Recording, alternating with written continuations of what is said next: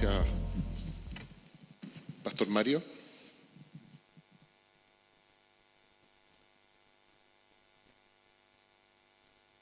No pensé que la predicación de hoy día me iba a ser tan difícil.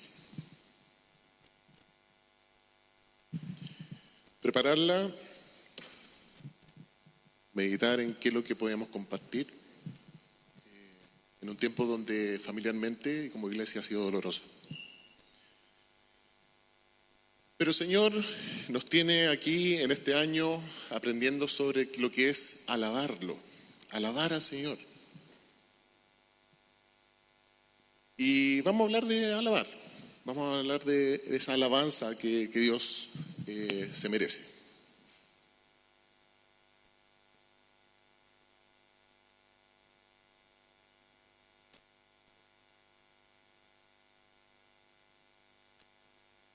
Oremos una vez más. Señor bendito Padre, te pido que quites de mí toda idea humana, que en mi insuficiencia, Señor, tu perfecta gracia, Señor, pueda comunicar tu verdad a nuestros corazones, que podamos ser transformados, que podamos ser animados, que podamos ser confrontados por tu palabra, para gloria y honra de tu nombre, porque todo es tuyo. En Cristo Jesús oramos. Amén.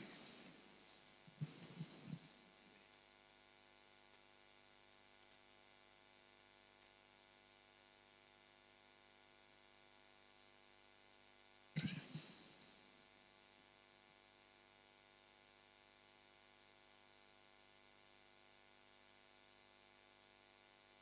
Sacrificio de alabanza. Cuando la gratitud incluso está presente en el dolor. Quiero que me acompañen en el libro de Hebreos, a la carta a los Hebreos, capítulo 13, versículos 15 y 16.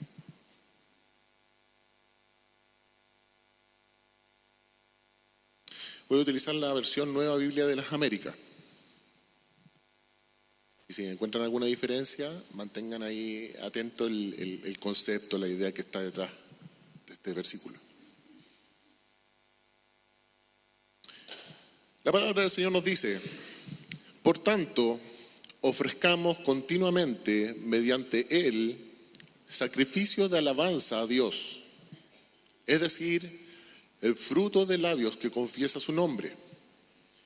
Y no se olviden ustedes de hacer el bien y de la ayuda mutua, porque de tales sacrificios se agrada Dios. Hay días en los cuales venir a la iglesia, venir a cantarle a Dios, abrir la boca, unirse al canto congregacional, puede ser una tarea imposible, humanamente imposible.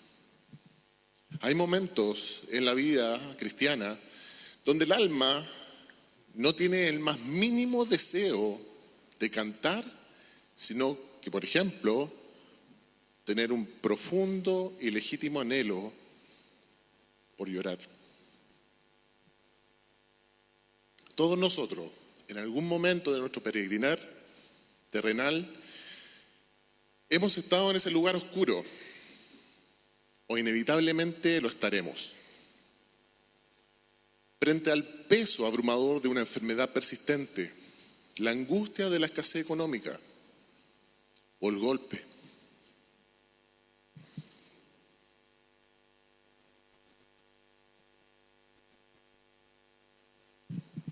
Más desgarrador que podemos experimentar en esta vida es pasar por la muerte de un ser querido.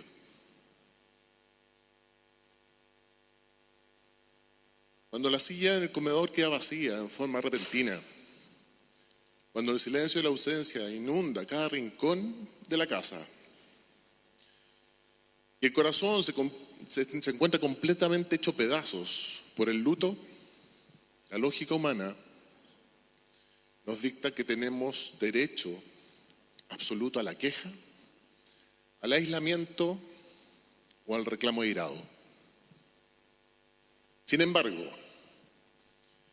la fe que tenemos en Cristo Jesús, en las promesas del Evangelio, nos hace un llamado contundente, profundamente contracultural y desafiante.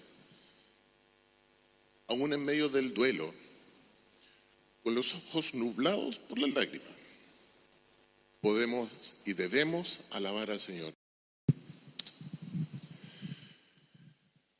El Alel nos recuerda de forma constante que la Iglesia alaba a Dios porque Él es el único libertador, aquel que levanta al necesitado del polvo y rescata al desvalido.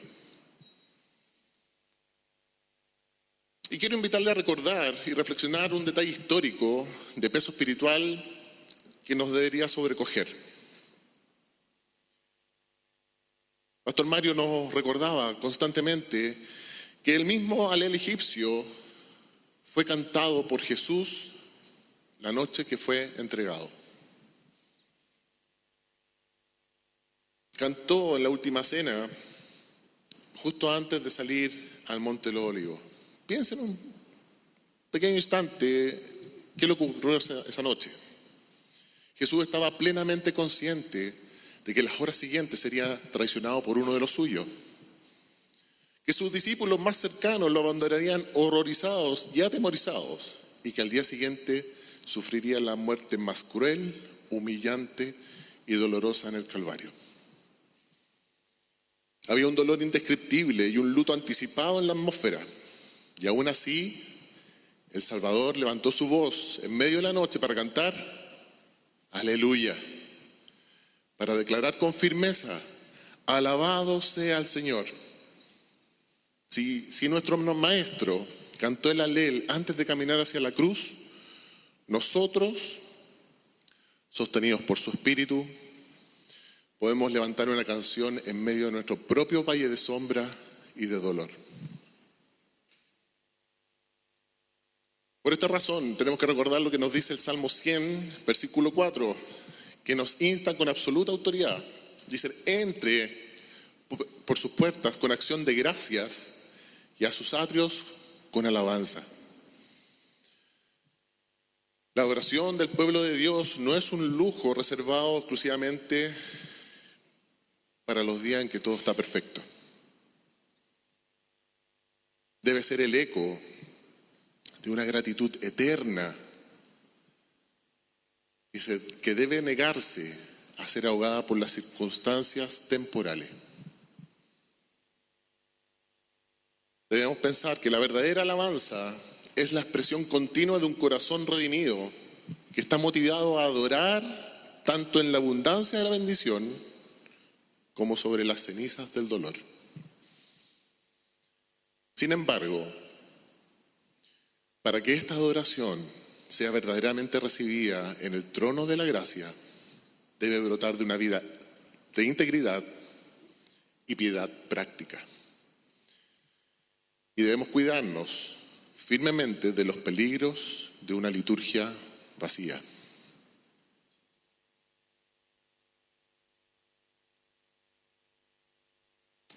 Tenemos que entender a fondo por qué el autor de la carta a los Hebreos utiliza el término sacrificio. Y para eso es indispensable que miremos hacia el trasfondo del antiguo pacto, bajo la ley mosaica, donde el pueblo de Israel se acercaba a la presencia de Dios, como lo dijo el pastor Mario antes, derramando la sangre de corderos, machos cabríos y holocaustos. El altar del tabernáculo y del templo era el lugar de muerte continua, donde el costo del pecado se evidenciaba en el sacrificio de vidas animales. No sé si se han puesto a pensar lo que significaría para los sacerdotes estar sacrificando animales todo el día y la sangre y el fuego consumiendo eso. Sin embargo, el testimonio de la Escritura revela que Dios jamás le agradaron estos ritos externos en sí mismos si no venían acompañados de un corazón quebrantado y transformado. El Salmo 40, versículo 6, es citado magistralmente en la carta a los Hebreos, en capítulo 10, donde dice: sacrificio y ofrenda no has querido, en holocaustos y sacrificios por el pecado no te has complacido. Aquellos sacrificios antiguos eran únicamente una sombra temporal, un recordatorio del juicio, pero incapaces de transformar la conciencia humana. Pero damos gloria a Dios por la suficiencia del Evangelio. En la misma carta a los Hebreos, capítulo 10, versículos 2 y 14, nos llena de esperanza al afirmar que Cristo, habiendo ofrecido un solo sacrificio por los pecados, para siempre se sentó a la diestra de Dios. Porque por una sola ofrenda Él ha hecho perfectos para siempre a los que son santificados. A través de ese único e irrepetible sacrificio perfecto en la cruz, el velo de la separación se rasgó por completo. Y ya no dependemos de un templo de piedra o de un sacerdote terrenal, sino que gozamos de un acceso directo, libre y confiable al lugar santísimo por los méritos exclusivos de la sangre de Jesús.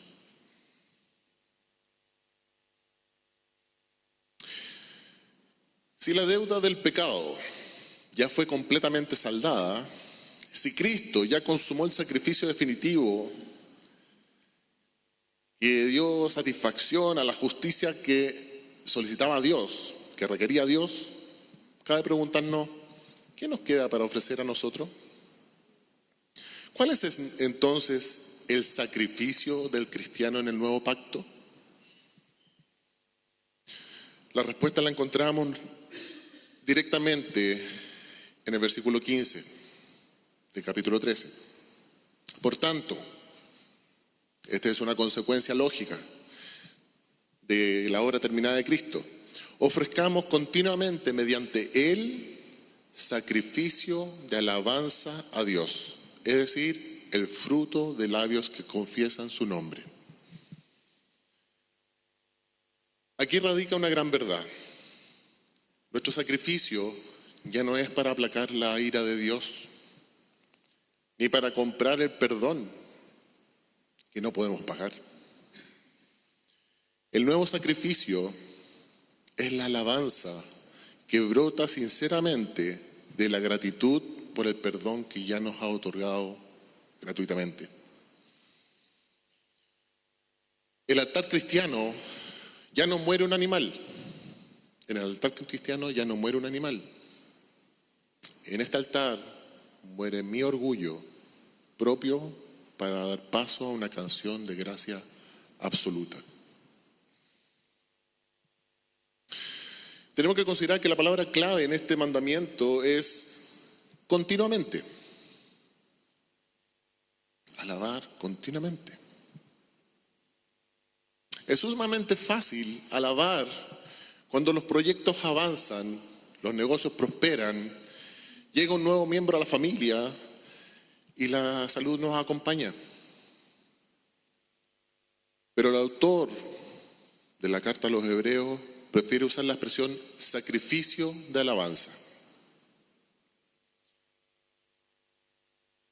Porque precisamente el cántico verdadero cuesta, demanda morir a nosotros mismos y a menudo se ofrece a través del dolor.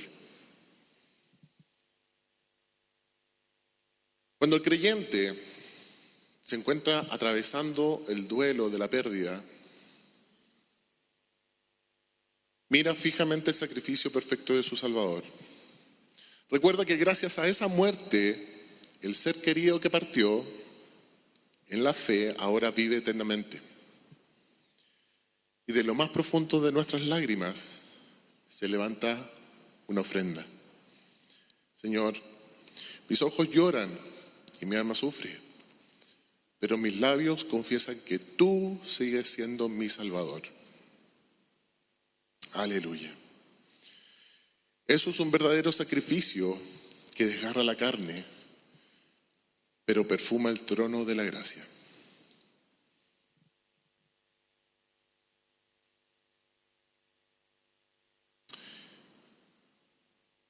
Hermanos, precisamente porque levantar un aleluya en medio del luto, del dolor, es un tesoro de inestimable valor para Dios. Debemos ser guardianes celosos de la integridad de ese altar. El peligro que enfrentamos en la vida de la iglesia no es únicamente callar a causa de la aflicción, sino que caer en el extremo opuesto. Activar como una especie de piloto automático religioso, una inercia litúrgica donde abrimos la boca de costumbre, pero carecemos de una conexión real con el Dios Santo. El hecho de cantar himnos solemnes o contemporáneos no garantiza de manera automática que el cielo esté recibiendo nuestra adoración como un olor agradable. A lo largo de los años podemos dominar el arte externo de la alabanza, aprender a cerrar los ojos en el momento cumbre de la melodía, levantar las manos con aparente devoción y entonar una afinación impecable. Y aún así, estar presentando ante el trono divino una ofrenda que Dios rechaza categóricamente. Escuchen con temor reverente la reprensión de Dios a través del profeta Isaías en el libro de Isaías, capítulo 29, versículo 13. Por cuanto este pueblo se acerca a mí con sus palabras y me honra con sus labios, pero aleja de mí su corazón y su veneración, que podemos entender como temor reverente a Dios, hacia mí es solo una tradición, mandato de hombre, aprendida de memoria. El Señor no presta oído a la armonía de voces si la vida del adorador se encuentra deliberadamente distante de la santidad y de la obediencia. Asimismo, el profeta Amós, capítulo 5, versículos 23-24, nos habla duramente. Dios dice: aparten de mí el ruido de sus cánticos, pues no escucharé ni siquiera la música de sus arpas, pero corra el juicio como las aguas y la justicia como una corriente inagotable.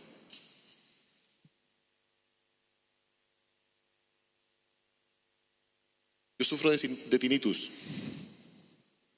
Tengo un ruido permanente en el oído. Cuando preparaba este sermón pensaba y decía, este ruido molesto es como mi tinnitus. Si nosotros estamos cantando, estamos conectados, estamos haciendo un tinnitus para Dios. Un sonido molesto. La alabanza de una congregación que pretende adorar con entusiasmo los domingos, pero que de lunes a sábado practica la injusticia, tolera la murmuración, alimenta la amargura y camina en el engaño en sus entornos laborales, de estudio o familiares.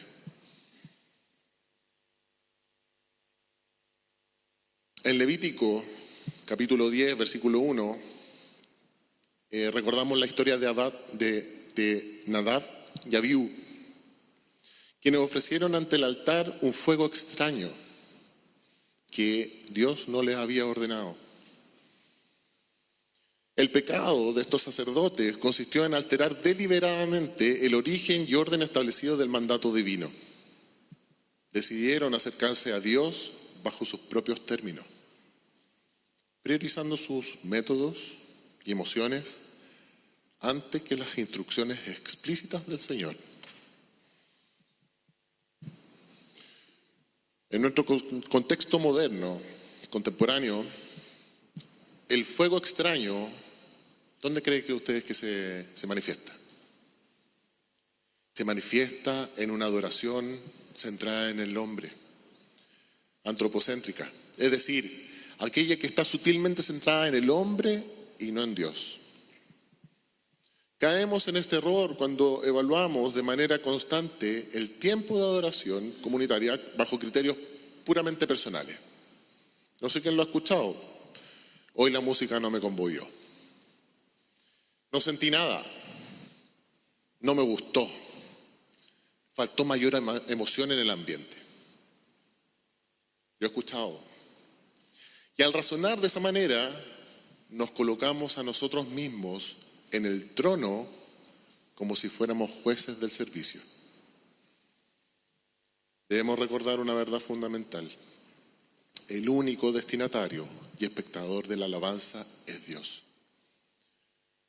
La iglesia, nosotros somos los que ofrecemos el sacrificio. Si la música busca entretener, agradar el oído humano o simplemente propiciar una catarsis emocional desprovista de verdad bíblica, estamos encendiendo un fuego que Dios no nos ha mandado. Volvamos al pasaje de Hebreos. Él no se detiene en el versículo 15 con una descripción solamente con la descripción del fruto de labios, sino que inmediatamente nos añade en el versículo 16 y nos proporciona un antídoto divino contra la falsa adoración. Nos dice: y no se olviden ustedes de hacer el bien y de la ayuda mutua, porque de tales sacrificios se agrada a Dios. En este pasaje contemplamos con claridad dos dimensiones indivisibles de la verdadera gratitud. En el verso 15 vemos una dimensión vertical, porque a través de Jesucristo consiste en el fruto de nuestros labios que confiesan con valentía y júbilo su nombre en la congregación de los santos. Pero en el verso 16 tenemos una dimensión horizontal que consiste en el fruto de nuestras manos que se extienden para hacer el bien, practicar la misericordia y sostener la ayuda mutua en el día a día.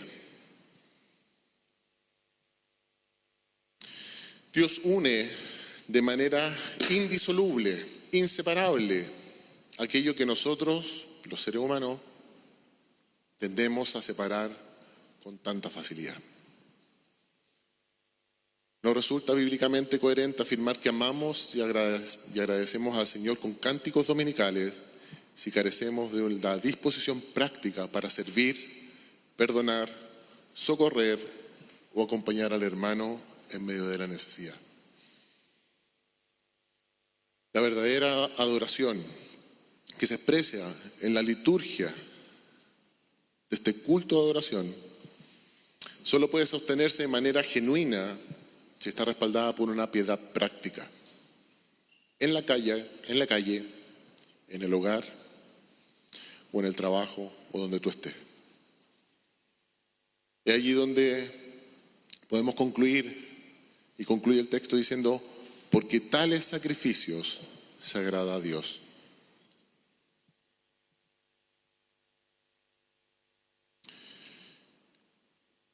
Cuando la alabanza no es un rito aislado, sino el resultado natural de una vida obediente y agradecida, se convierte en un instrumento de poder espiritual en las manos del Señor. En el libro de Hechos, capítulo 16, versículos 25 y 26, encontramos el testimonio de Pablo y Silas, quienes estaban encerrados en el calabozo más profundo de la prisión en Filipos.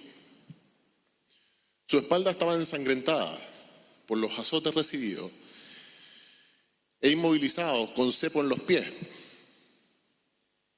Desde una perspectiva meramente humana, no tenían ningún motivo para estar alegres o cantar. No obstante, sus corazones desbordaron en gratitud por la salvación operada por Cristo en sus vidas. El texto nos dice, como a medianoche Pablo y Silas oraban y cantaban himnos a Dios. ¿Cuál fue el resultado de esta adoración íntegra en medio del sufrimiento? Se produjo un terremoto. Las cadenas se soltaron y las puertas de la prisión se abrieron de par en par. La alabanza que agrada al Señor posee la virtud de romper los yugos espirituales y tiene el poder de transformar las cárceles de nuestra aflicción en altares dedicados a su gloria. Para concluir, la alabanza dentro del pueblo de Dios jamás ha sido un asunto secundario ni un simple preámbulo del sermón. Constituye una respuesta obligada, constante e irreversible de un pecador que ha sido redimido por la gracia soberana de Dios.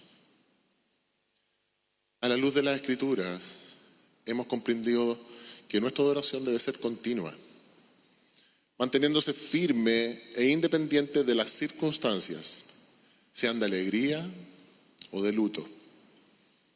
Pero de igual modo, hemos recibido una seria advertencia. El Señor no tolera la hipocresía de unos labios que entonan alabanzas, mientras las manos se niegan rotundamente a hacer el bien al prójimo. Quiero invitarlos a que puedan examinar su altar con honestidad, respondiendo personalmente estas preguntas.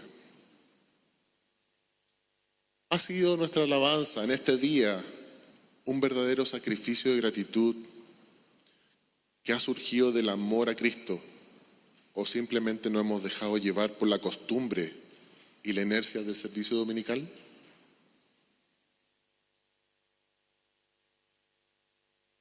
Al evaluar nuestras vidas a la luz de Hebreos 13, versículos 15 y 16, se encuentra nuestra adoración respaldada por acciones concretas de misericordia, bondad y ayuda mutua durante la semana.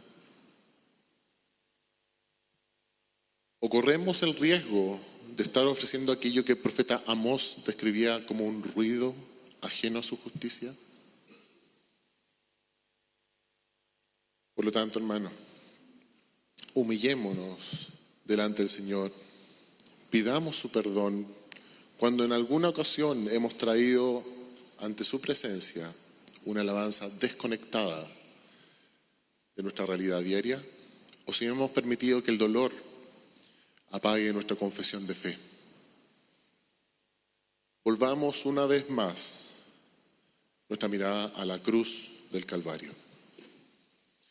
Que la certeza de nuestra salvación eterna sea tan profunda y real que nuestros labios jamás cesen de confesar su nombre.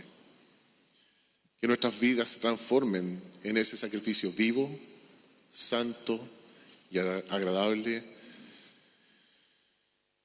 que nuestro buen Dios es digno de recibir.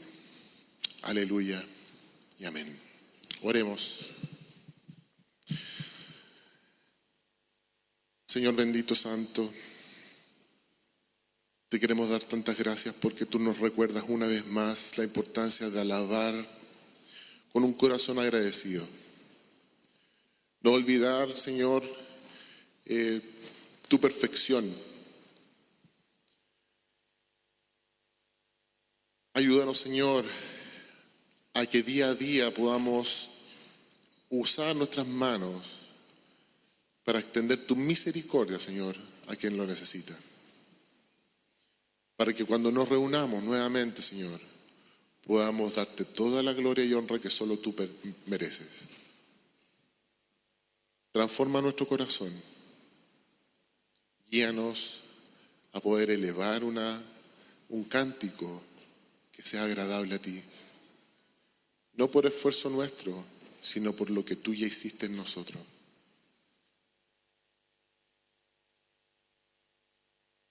Te alabamos, Señor. Te damos gracias en Cristo Jesús. Amén.